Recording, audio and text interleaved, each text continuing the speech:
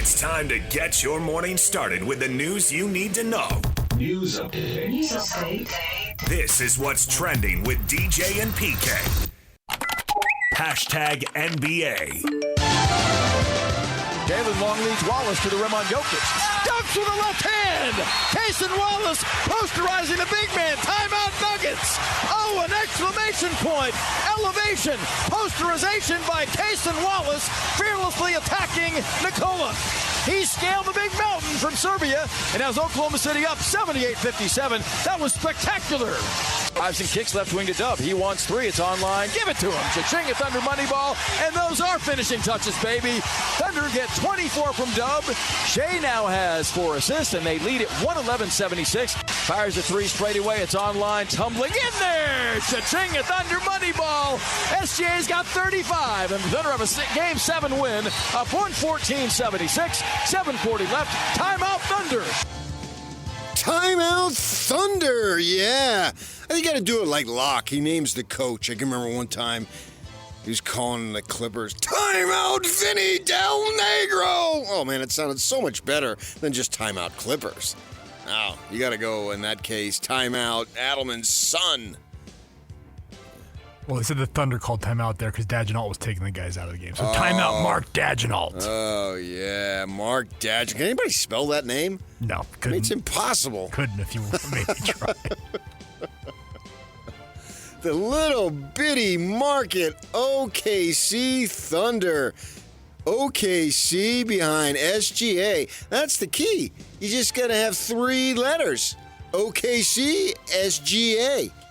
We got to come up with something around our way. The Nuggets get hammered. Their season's over. Now we'll see if Adelman's son can maintain his job as interim head coach. And what's that guy's name? Dagenalt? Dagenalt. Yeah, man. He's locked in. For sure. Now that series starts tomorrow against Rudy Gobert and the Timberwolves. Not Rudy Gobert's significant other, apparently. I only know what I read. She won't be involved. But they will play Game 1. Interesting that they start on Tuesday in the East, who last played with the Knicks on Friday. And the Pacers before that don't start till Wednesday. Because you had Aaron Gordon talking about thinking that his hamstring and Steph Curry's hamstring, that maybe it's because they're playing every other day and they can't take it anymore. You know, the old-time players groaned when they heard that. Back in the day, sometimes they'd play consecutive days on a Saturday, Sunday. And Aaron Gordon, who was, he gave it a good try. You got to admire his toughness. But they didn't have it. They were up 10 or 11 early and then get smoked. It was 21-10 in the first quarter. Yeah. Thought, maybe we got something. But no, that thing went away. By halftime, it was, 12-13, something like that. And the second half wasn't much of a game. I was flicking around and not spending a whole lot of time there on that rainy Sunday afternoon along the Wasatch Front. How about this? The Celtics, they were eliminated by the Knicks. I just said that. Boston Star forward Jaylen Brown had a partially torn meniscus, but he still played. But they didn't have anything. They got smoked. Disappointing in terms of the levels of competition the last 2 NBA games. And Warriors GM Mike Dunleavy Jr., who got to the NBA on his own merit, not the fact that his father got him there, like so many of them are fortunate enough to do, said the franchise would like to bring Jonathan Kuminga back, but it's a 2-way street. Yeah, you don't want a 1-way street. You want a 2-way street. I was driving one time. I'll give you a quick little story, Yak. I don't want to name the name. I don't want to embarrass him. But back when I was working for the Salt Lake Tribune, we were in Fort Collins, Colorado. And I went out to eat, covering basketball, University of Utah. And I was with the Deseret News writer at the time. And he was driving the rent-a-car, right? And we went in. It was in the winter, obviously, in basketball, so it gets dark early. And we're in the rent-a-car after eating, and they're down. It's a real cool downtown for anybody who has been there. I always enjoyed that trip. And they had a lot of nice restaurants down there and all that stuff. So we're leaving, and he pulls down a one-way street the wrong way. Well, there's a policeman right there. And it's dark, right? Because it's like probably 6:30, pitch dark in the winter. He pulls us over, and we really just moved over to the side. He comes up, and the D News writer, it's dark. We're in a rent-a-car. He can't figure out how to hit where the button is to lower the window. The cop's getting all hairy. The cop's like, you're going to roll down your window, right? You're going to do that right now. So there's only maybe a minute or two until he figured it out. And you didn't know when didn't have, this would have been the 90s, so you couldn't put a cell phone, put your flashlight on or what have you. So it was funny on that two-way street we were going the wrong way. But the law enforcement officer was cool and said, okay, just turn around. So anyway, the 22-year-old Kuminga is said to be a restricted free agent. I wouldn't think he would command a ton. I mean, the Warriors had 3 draft picks, and they really haven't hit on any of them. They had 3 high picks that could have extended their run if they would have drafted the right players. But Wiseman, Moody, Kuminga's decent and still only 22 years old, so maybe he might command something. Maybe there might be some type of sign and trade there. We'll see. There was a lot of talk of marketing, wasn't there? That was the Warriors last. Yeah, they were chasing marketing last year, and if you believe the reports, Kuminga was the holdup in the deal because they did not want to part with him. Right. So I think that if they want to make another run, now they got Jimmy Butler, with both Butler and Curry getting old, that Larry Markin might be something that they would be interested in. I think he would be a very nice player on that team for sure, better than what they got. And maybe Kuminga can develop. He would fit more along the Jazz timeline. We'll see what happens on that. We'll keep our eye on that in the coming weeks as that stuff begins to heat up. But there you go on the NBA. The games get started tomorrow. And then on Wednesday, 1 game a night now going forward as we're down to the final conference teams in the conference finals for the East and the West. All right, let's move on to the NFL. Hashtag NFL. I mean, I'll be there. Not to do a podcast. Yeah, I'll be there. That is not the right audio. We were going to tell you about Puka Nacua, and he had said something about Brock Purdy. And the Niners, they make it official. They give him a 5-year, $265 million extension, making Mr. Irrelevant, because he was the last pick of the draft a couple years back, more money each week during his new deal than he made in the first 3 years. Wow, good for him. Made 2.7 in his first 3 years as an NFL quarterback and made 2.9 on average a week. Now, he can buy himself a house in Scottsdale if he wants now. He's a Phoenix kid. I think he'll be okay. East Valley kid, went to Iowa State. Friggin' that dirtbag Herm Edwards, who destroyed ASU's program, tried to say that, they recruited him when he made it big. But that Cartman, who we had on last week, no, that's not true. You did not recruit him. And then he goes to Iowa State and has a nice career, gets drafted, and then blows up in the, what, was it his rookie year? Then so this is he was a rookie. Yeah, and right. he's going into his 4th year with the franchise. Good for him, man. Can move up from the Chandler area to Scottsdale. Did you see? Was that Tyler Shuck guy? Who's he with now? New Orleans. Drafted by the New Orleans Saints. Yeah, and so you know how they have the cameras in their home when they're drafted. Did I tell you this story? No. That so he was an East Valley kid over in the Chandler Gilbert area, also. And when they had the house, when his family when he got drafted in the second round by the Saints, it said Scottsdale, Arizona. And then somebody from the Phoenix area said, oh, man, NIL is really paying off. He went from the Chandler area to Scottsdale. A little bit of an upgrade. Yeah. Scottsdale, a little north of Chandler, and is a higher-end area, obviously. How about this? Longtime NFL wide receiver Antonio Brown was briefly detained by police early Saturday after an altercation in which gunshots were fired outside a celebrity boxing event in Miami. No arrests were made, but the video posted to social media showed Brown involved in a fight with several people at the boxing event, and Brown was seen apparently holding a black pistol as he pursued someone. Shots could be heard off camera. Oh my gosh. Antonio Brown finds himself in a scuffle again. What's next, Tyreek Hill? I still want to know how come there's nothing around Grant Hill. Somebody explain that to me.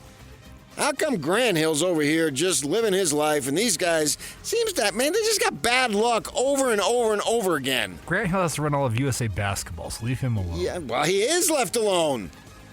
What's going on there? Why does one over here but the other's over there? It's an interesting study that I've never been able to figure out in my mind.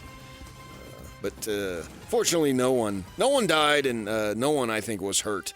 And we'll wait for the next Brown. Antonio Brown has a lot of stuff on Twitter. He tends to be funny depending on what your sense of humor. What your sense of humor was, and he was a very good player, obviously. The Bears search for a new stadium has shifted once again to Salt Lake. No, the franchise once again is focusing on a 326-acre parcel that they own in Arlington Heights. Now, you have a 326 parcel of land. I mean, what could it be? A parcel of what? It has to be a parcel of land. 326-acre parcel of land. But just a parcel of land. I mean, it can't be a parcel of water, you see? Good point. Has to be actual literal land. That's in Arlington Heights. So they were looking at remaining at Soldier Field in addition to Arlington Heights option. Want to start building ASAP, which means as soon as possible, I believe, as the team is exploring options since buying the Arlington Heights land in 2021. Now, oh my gosh. All I know is the Coyotes had the same thing, and we know what happened there. Come on down, Caleb Williams. Salt Lake Bears? I'm sure the Bears are an institution in Chicago, and they will get something ironed out there, however long it takes, but they want that as soon as possible, and I do not blame them. All right, let's move on. We're only, what are we, 5 months away from college football starting? Oh, can't come soon enough, right? Well, we'll tell you about some college football news right now. Hashtag college football. The money's out. Now, this is the 23-24 academic year, not the 24-25, so it's a year behind, but those are the most recent documents available. ACC, $711 million, according to new documents released by the league, distributing an average of $45 million to each of its 14 full-time members, a record for the conference. Now, the Big 12 paid out between $37 and $41.2 million to full-share members, with BYU, Houston, UCF, and Cincinnati making about $20 million last year.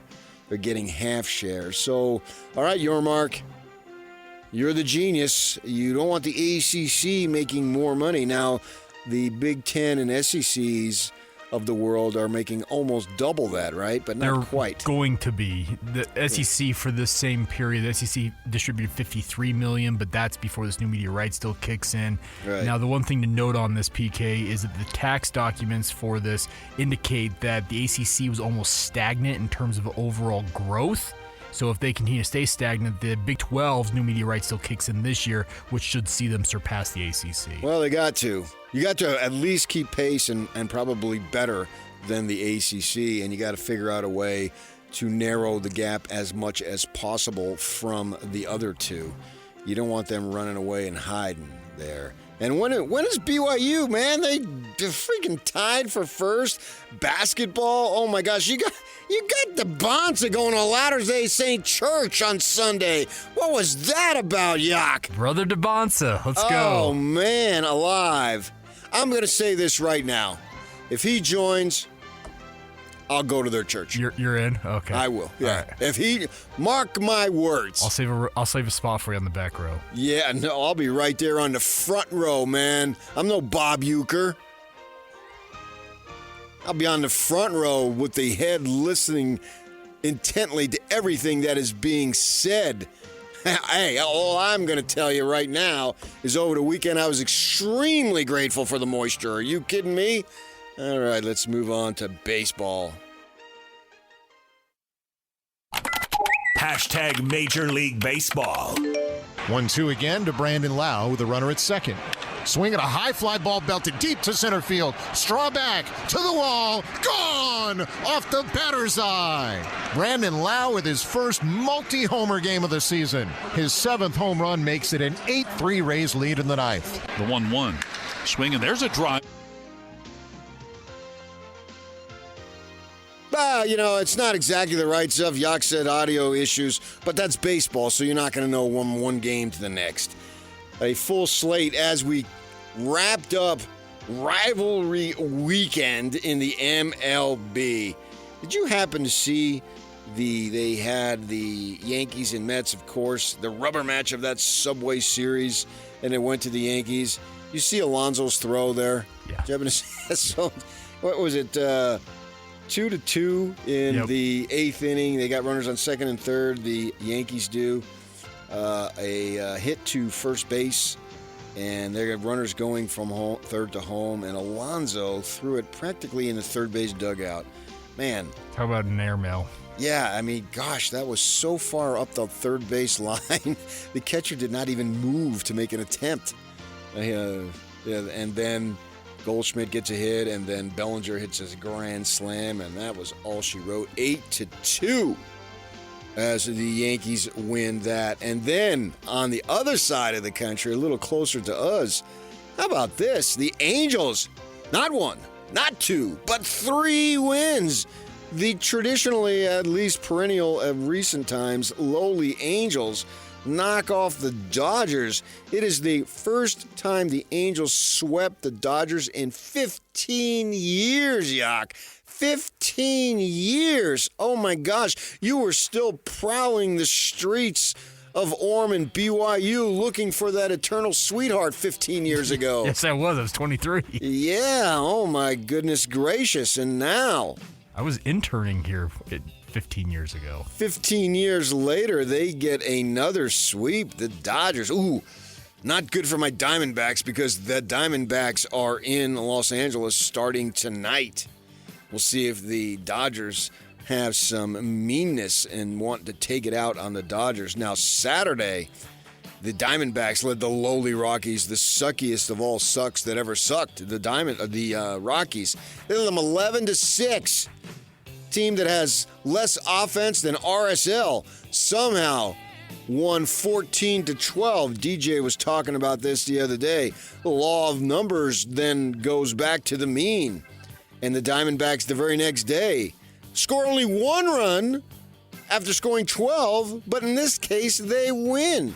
They beat the Rockies 1-0. The Rockies do not score at all. Merle Kelly struck out 11 in 7 innings. So I was watching that game, my Yak friend. This is what's trending is what is meant to be, not simply reading scores. That bring in some other stuff that maybe they do not know because they already know the scores that they care about anyway. So Kelly's cruising along, and they take him out after 7, so he doesn't get the complete game. Did you know that in 1970, this comes from Bob Nightingale. I read his weekly column, a baseball writer for USA Today. In 1975, pitchers overall threw a complete game, guess once in every blank starts. What would you think it would be? 1 in every 3. 3.7. Okay, so almost 4. Okay. Yeah. So basically every 4th game was a complete start. Now, from 75, he has it down there every 10 years. In 85, so 10 years later, it jumps up to 6.7 starts.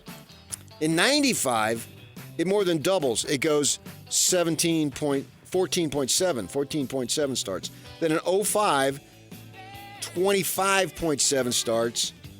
2015, 46.7 starts. 10 years ago. What do you think it is now? Pitchers complete the game in blank starts on the putting them all together. I feel like I'm going to underrate this. I'm going to say like 25. 247. See? Okay. So Paul Skeens. Yeah. For the Pirates, he did a complete game yesterday, even though they lost. He lost, so he only goes 8. Yeah. But it's still a complete game. Yeah. But it's a 1 in 247? Yeah, that's what it says. That's what he had. Goodness. 1 in every 247.2 starts. So your bullpen better be good. That's for sure. And you talked about Skeens, the hard-throwing stud and future New York Yankee probably for the Pittsburgh Pirates. He loses 1-0 to the Phillies. And Phillies, Jose Alvarado, their closer. He's a big dude. Can stand to lose some weight. And apparently, if you listen to what he said, he was using some weight loss drug in the offseason, and he gets popped for a banned substance. He's out 80 games, which would put them into the middle of August, but under the rules, he cannot pitch in the postseason. That's a major loss for the Philadelphia Phillies because he was really good. Hard-chucking left-hander. And now he is gone. Oh, my gosh. And speaking of sweeps, and that classic rivalry from the bottom of the West Coast to the top of the West Coast, the Mariners sweep the Padres. How about the Vetter Cup, the Eddie Vedder Cup, or trophy, whatever they call it. I like it. Mariners are rolling right now. I'm just waiting for the inevitable, month-long collapse. Well, they're on top of the AL West, and, that division. Watch out for the Rangers, and, you got to take a look at Houston. Houston is where I was going, and I know they've had a managerial change and all that stuff, so we'll see what's happening there. And they lost Bregman over to the Red Sox and got Christian Walker to play first base out of the Diamondbacks, so you got that going on there. So, and the Bees lost 7-1, Sacramento Rivercats in their series final. Now, the good thing is they open a 6-game homestand tomorrow night against the Omaha Storm Chasers, and they're not going to be chasing any storms, it looks like, because we're into Memorial Day weekend already, or week, I should say. The weekend is the end of the week, obviously, and it looks like the weather is going to be finally turning after a week of crap. We're going to have some sunshine, and the Bees coming home, a great opportunity to get out there to the ballpark and enjoy that new stadium over there on the west side. All right, let's move on to soccer. Sal. He's absolutely a competitor, and again, I think that's what we need. We need personality in that attacking third, and obviously, 70, we talked about it last game, where in the, 70th minute, he was running on fumes. Then you go into this game, about that time, he wasn't getting near the ball, and just felt like some fresh legs could go in. And it's a gamble to take, and that's why I didn't take it at home the previous game, is because right now, Diego's the most goal-dangerous player we have. But I felt like we were getting the ball in good areas, and felt like some fresh legs might be able to do the trick. That's Pablo talking about taking Diego Luna out in the 58th minute. The team can't score. They're scoring less than DJ in high school. That's just a fact. And they lose 1-0. Oh, 1-0, excuse me. 1-0. My bad. 1-0. 1-0, yes. Yeah, oh my gosh. And they got to get something to go. And I don't know if it's going to go anytime soon. And they take him out, and he's their what did he call him? The best goal scorer? Goal-dangerous player they've got. Goal-dangerous player, yeah. And RSL 4-8-2, man. They're sucking. And the Royals, 3-3 tie. But you got to say draw. You can't say tie. You cannot say tie. Oh, my gosh. They gave up a 102nd-minute equalizer, PK. The equalizer in stoppage time. To me, it's playage. I don't understand. You're not playage, stopping. Stoppage, yeah. Okay, good point. So there you go. That's your soccer. #golf. 6 feet for birdie here at 14 to get to 11 under par. And he nailed it. Sound travels better across the water. They can hear that all over Quail Hollow. Birdie for Scotty Scheffler here at 14. He's up to 11 under. That was a great putt. The king of golf conquers the Queen City at Quail Hollow. Scotty Scheffler is a PGA champion.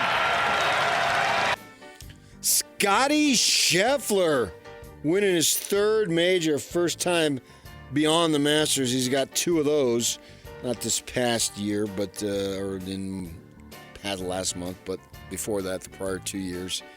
And he struggled a little bit, but goes and wins it running away. Johnny Rahm, what do they call it? What is those last, the Green Mile or whatever they call it? The Green Mile, yeah. Yeah, he struggled there. Scotty Scheffler. Is he now the greatest Scotty professional athlete of all time? Has he passed Scottie Pippen? There's an argument to be made. Got there. any other Scotties?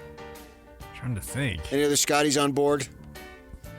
Of course, he'll never outdo our good friend Scotty Gerard, but... Yeah, but nobody calls him Scotty Gerard. They call him Scotty G. Yeah, this Scotty is just G. Scotty. Is he the best Scotty right now? Absolutely, right now. Yeah, no doubt. we got Casper coming up at 8 o'clock in about half an hour to talk about that. All right, let's move on to the hockey, and we'll finish. #NHL. There's Jones, Greer left circle, shot, save wall. Greer the rebound in front of Chance, and they score! Jonah Gadjevich makes it 3-0 Panthers. What effort in front of the net, and Jonah Gadjevich there to jam it in. The Panthers lead by a trio with 10:21 to go here in the second. A turnaround shot, they scored! It's Reinhart from the high slot. He lets it rip. He wasted no time, and the Panthers have a 5-1 lead with 10:36 to play here in the third. Sam Reinhart adds to the lead. Oh, that's Sam Reinhart, yeah, 6-1. The Maple Leafs lose, and the Florida Panthers advance to the Eastern Conference Finals. Yeah. Now, the joke is that Toronto is the only place in North America where the Leafs fall in the spring. Seen that. And the Stars beat the Jets, so that is the Dallas Stars over the Winnipeg Jets.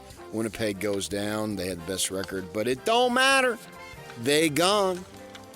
Looking forward to playoffs in the King City, which is Salt Lake City, if Charlotte is the queen.